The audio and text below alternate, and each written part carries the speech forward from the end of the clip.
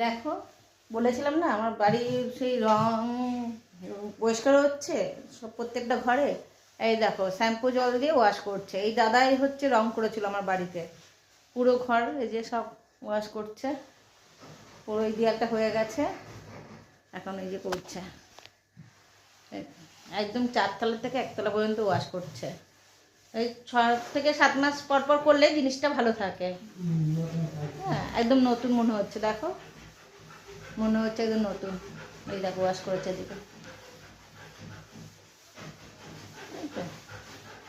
পুরো দেখো। এই জন্য ঘরের দুয়ারে আজকে অবস্থাটা দেখো কি অবস্থা।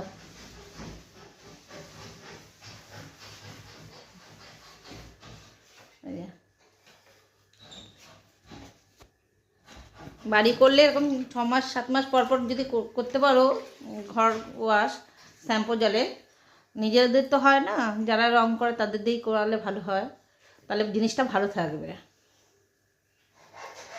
এই পন্স কিনে নিয়ে এসছে, দেখো পন্সটা।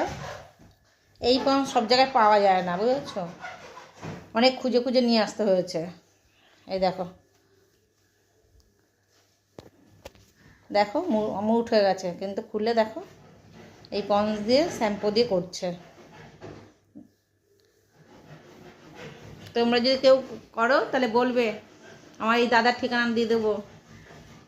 এই দাদা 6 মাস পর পর আমার বাড়ি পরিষ্কার করে দেয়, বুঝেছো তো।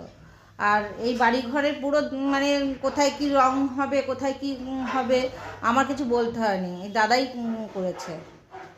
খালি দাদা আমাকে জিনিসপত্রের কথা বলেছে, আমি এনে দিয়েছি, দাদা করেছে।